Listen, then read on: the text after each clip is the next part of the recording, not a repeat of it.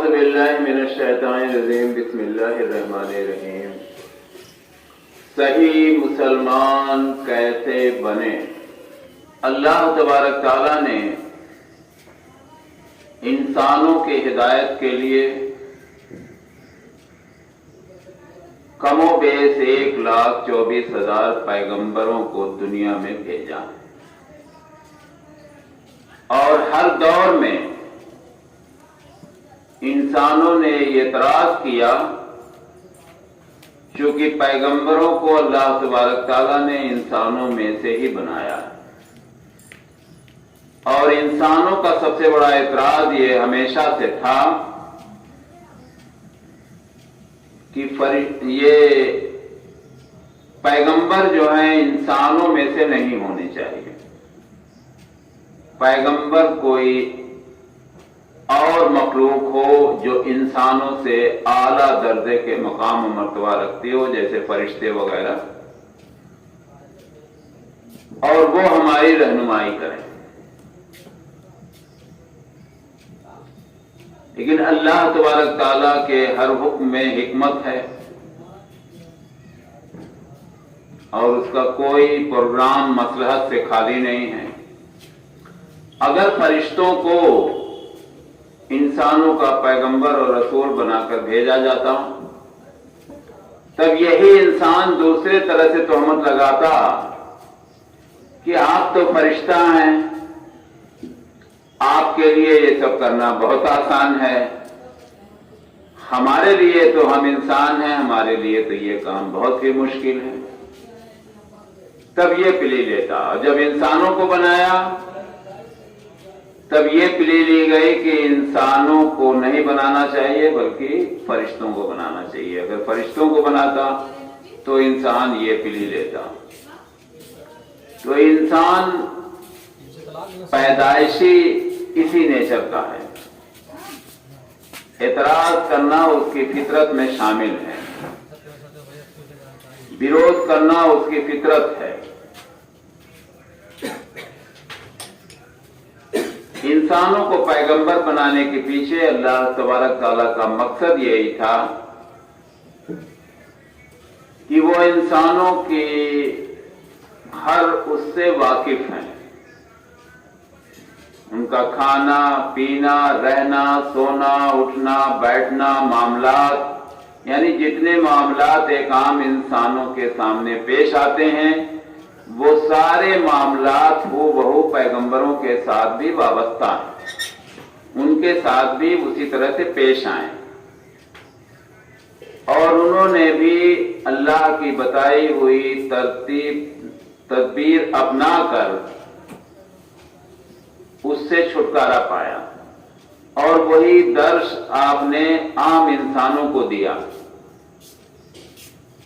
عبادت کیسے کریں، معاملات سے کیسے نپٹیں، روزہ کیسے رکھیں، نماز کیسے پڑھیں، حج کیسے کریں، حج کے دوران جانے میں کیا کیا پریشانیاں لاحق ہوتی ہیں۔ تو اگر کوئی انسان کی جگہ پر فرشتہ ہوتا تو لوگ یہ کہتے کہ آپ تو فرشتے ہیں، آپ تو اڑ کے چلے جائیں گے، ہمارے لیے تو یہ دشوار ہے۔ لیکن نہیں، اللہ تبارک تعالیٰ کا مقصد یہی تھا کہ ایک انسان انسانوں کی رہنمائی کرے۔ جسے عام انسانوں کو چلنے میں تکلیف ہوتی ہے ویسے پیغمبروں کو بھی چلنے میں تکلیف ہوتی تھی۔ جیسے عام انسان تھکتا کھاتا پیتا سوتا تھا، ویسے ہی پیغمبر بھی تھکتے تھے، کھاتے تھے، پیتے تھے، سوتے تھے، بیمار پڑتے تھے۔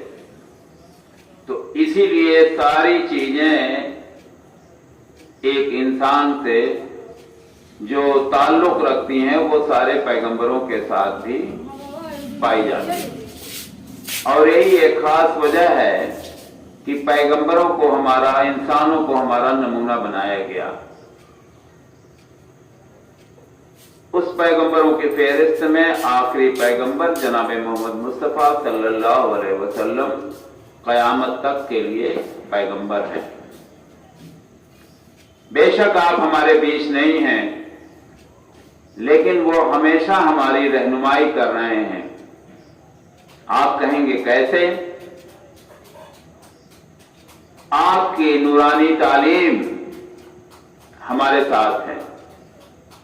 اور اس بنا پر اگر یہ کوئی کہے کہ اللہ کے نبی صلی اللہ علیہ وسلم نور کی مانند ہے تو اس میں کچھ بھی غلط نہیں. نور مانے ہی روشنی ہوتا ہے، نور مانے ہی ہدایت ہوتا ہے، نور مانے ہی اندھیرے سے اجالے میں آنا ہوتا. لیکن افسوس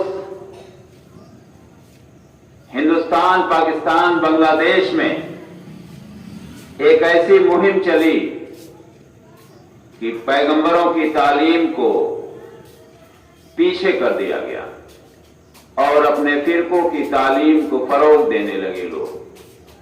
نتیجہ یہ ہوا ہم کو بزرگوں کی کہانیوں میں اس طرح سے الجھایا گیا کہ ہمارے دل و دماغ میں نہ قرآن کے واقعات ہیں، نہ صحابہ کرام کے ساتھ اور پیغمبر صلی اللہ علیہ وسلم کے ساتھ جو واقعات پیش آئیں اور جو طریقہ آپ نے اپنایا، سب سے ہم ہمیشہ سے ناآشنا رہیں. زیادہ تر لوگوں کی تعداد ایسے ہی ہے. ہاں، جنہوں نے خود سے محنت کی یا تمام انہی علماء میں دونوں طرح کے لوگ ہیں، تمام لوگوں نے اچھی تعلیم دی جس سے لوگ اس چیز کو جانے اور اس پر عمل کیا، اس کی جانکاری میں اضافہ ہوا. بقیہ تو یہی قصے کہانی ہمیں پشت در پشت سنائی جاتی رہی، ورنہ آج جو ہمارا حال ہے وہ نہ ہوتا اور یقیناً ہم صحیح مسلمان بن چکے ہوتے. آج یہ ہمیں کہنے کی ضرورت نہ پڑتی کہ صحیح مسلمان کیسے بنے. السلام علیکم ورحمۃ اللہ وبرکاتہ.